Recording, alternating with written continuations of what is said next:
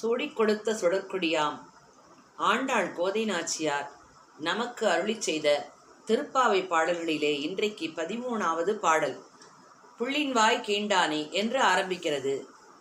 கண்ணழகு படைத்த ஒரு பெண் இந்த பாசுரத்தில் எழுப்பப்படுகிறாள்.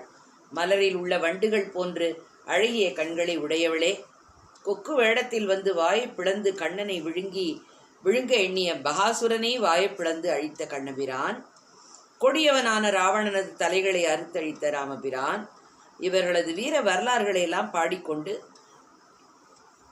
இளம் பெண்கள் எல்லோரும் பாவை நோன்புக்குரிய இடத்துக்கு எப்போதோ வந்து விட்டார்கள். வானத்தில் குரு கோள் மறைந்து சுக்கிரன் உதயமாய்விட்டான். பட்சிகள் வீதியெல்லாம் பறந்து சப்திக்கின்றன.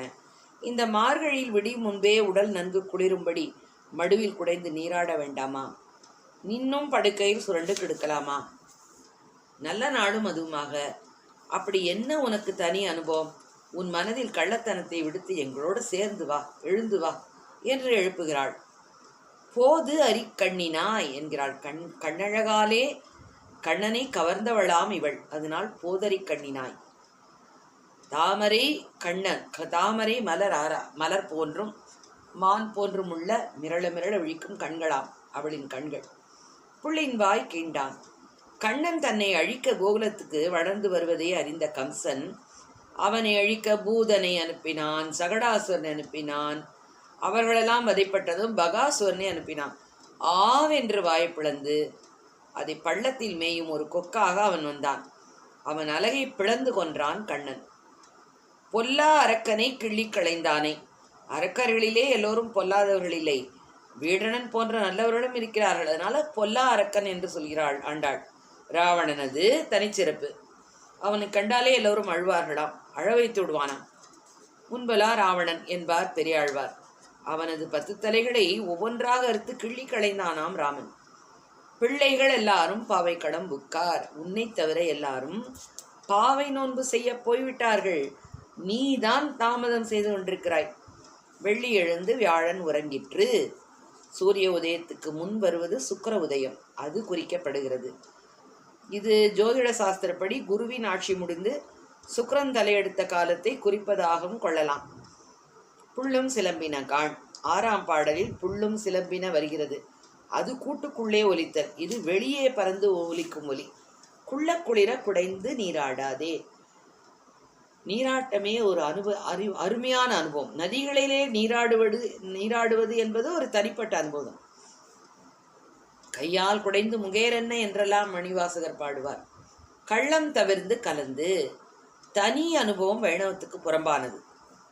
தொண்டீர் எல்லீரும் வாரீர் அடியார்கள் குழாங்களை தவிர தனி அனுபவம் என்பது கிடையவே கிடையாது. கோஷ்டியாகவே செல்வார்கள், பக்தி பண்ண செல்வார்கள், பாடவும் செய்வார்கள், கோஷ்டியாகவே பிரபந்தங்களை படிப்பார்கள். பெரிய ஊருக்கெல்லாம் பெரிய விருந்து நடக்கையில் தனி ஒருவன் அடுப்பு மூட்டி சமைப்பானா? அந்த பொருளில் அர்த்தத்தில் சொல்கிறாள் அவள்.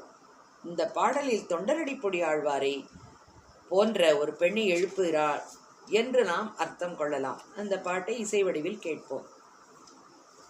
புள்ளின் வாய் கீண்டானை பொல்லா அரக்கனை கிள்ளி களைந்தானே, கீர்த்திமை பாடி போய் பிள்ளைகளெல்லாரும் பாவை களம் புக்கார். வெள்ளி எழுந்து வியாழம் உறங்கிற்று.